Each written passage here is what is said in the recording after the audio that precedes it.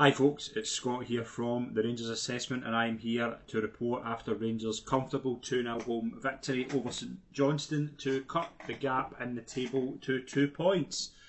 Really as routine as it gets, to be honest. It wasn't.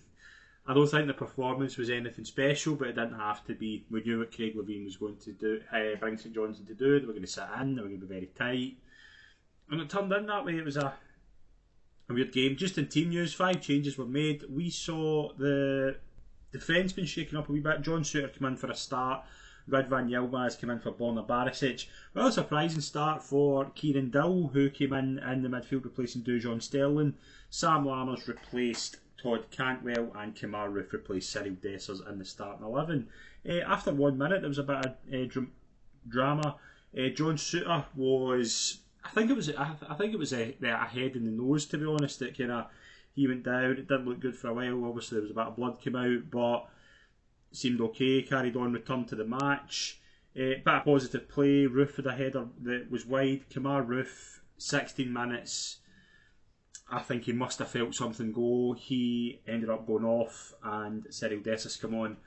Kemar Roofe, I just think we can't rely on him anymore. In terms of, it's just so often, and it's a sore one because there's clearly a player there, and there's clearly a player there when he's fit who's very important, and he's probably, in terms of, I still maintain he's Rangers' best finisher, but you can't rely on him game after game, and you're putting him into, again, him and Jack are too similar. You just know you can't get more than 4 games at the very most out of them, and with their contracts coming up in the summer, then you can't give Kemar Roofe a new contract. I've seen people saying, "Oh, it's time to rip his contract up." You can't do that. I mean, it's not right anymore doing something like that. But in terms of being a long-term part of this squad, he's just not anymore. Does leave Rangers very short up front if he is going to be out for a long time again.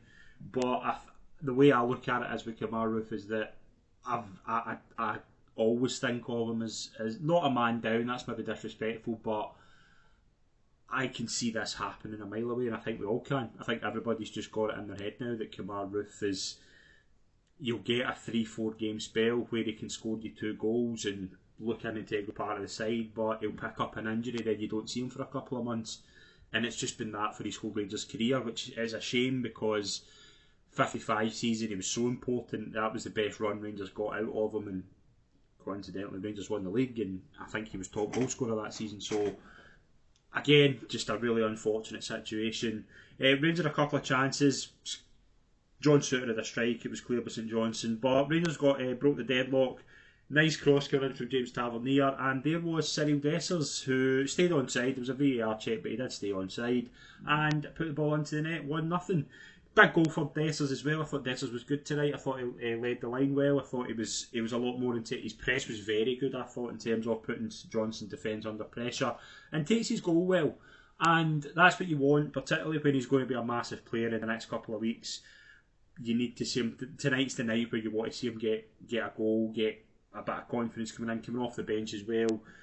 Good performance from Dessers tonight. I was really, really taken by it. Actually, I think he could be. I think he needs somebody there. I noticed for the chance where he builds up really well, he's very good at the press, but when he's very good at the press, it's taking somebody out the box. It's taking somebody away from the where you want. If you want the press, you want to win the ball back. You want to have somebody there who can finish. So I think I've said it often on here. Dessers playing in a 2 is something I think Rangers, if they had the options, should explore. But right now he's going to have to play as a 1. There was a bit of controversy in the 32nd minute.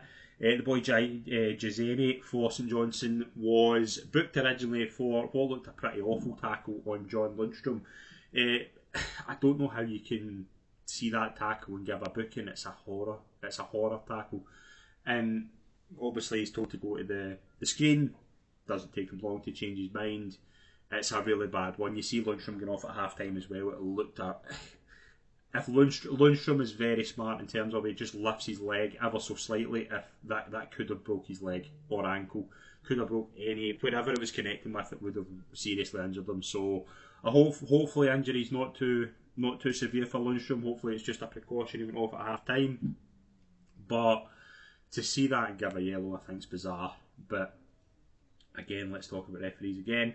I thought Mitov, the St Johnstone goalkeeper, was fairly busy tonight. Quite the opposite of Jack Butland, who could have probably got a deck chair out, to be honest. Didn't really have to do much. He came for long balls a couple of times when I had to. But St Johnstone's goalkeeper was quite busy. Dessers is a chance. Lammers is a chance. It was well saved as well. And then Tavernier had a strike by the target. We got in half time 1-0. Fairly comfortable. With half time we saw Santa coming on, which he got a marvellous reception, which I think was fairly obvious he was going to change at half time. Do John Sterling replace Lundstrom, as I say, just hope that's a precaution. A couple of chances. Rangers had more chances. It was just the only thing missing in the second half, for most of it, was the second goal.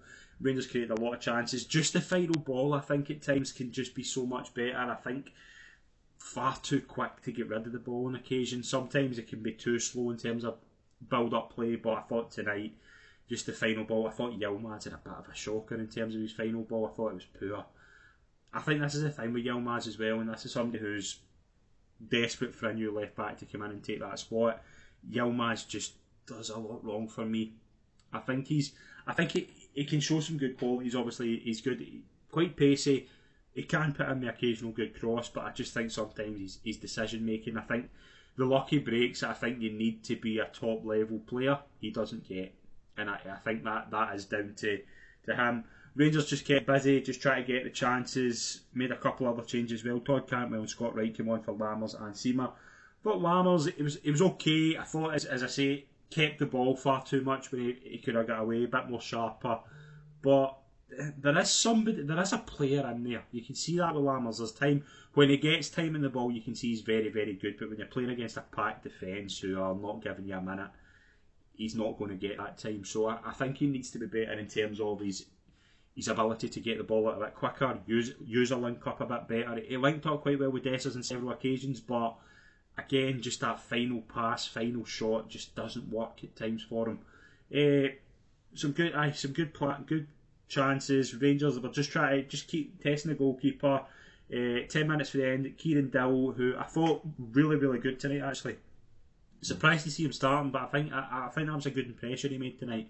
Thought he was good, thought he was neat and tidy, thought he had quick feet, thought he was able to play a good pass forward, he was able to track back. A couple of times he was slacking possession, but again, that is going to happen. He had a lot of the ball. I was impressed tonight with Kieran Dill. I think Kieran Dill can be a player at this football club if he gets the chances. He needs to take his chances. That is the thing. Right now, if in terms of the midfield where Rangers are so light, I think he will play a part in the next few weeks. So I'm intrigued to see with him.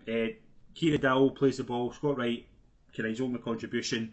Yes, when Dessers is through in goal, Mitov, the St Johnstone goalkeeper, comes out. No hesitation, penalty kick, and slotted away brilliantly by James Tavernier before he goes off for Leon King. And full time whistle was there, 2-0 Rangers. Very comfortable. Would I like to have seen a bit more goals, but again, 2-0 at home on a Wednesday night, a really wet and wild Wednesday. I think a lot of people would have taken that, to be honest. St Johnstone just did it. Craig Levein at Ibrox would know what he's going to do. As I say, Jack Butland really had nothing to do, to be honest. I'm surprised. I wouldn't be surprised if the gloves. I think those gloves will be fairly dry, to be honest. I don't think he had a save to make. But yeah, fairly good performance in terms of getting the result. 3 points up the road, keeps the run going, and that's something like 16 unbeaten for Clermont.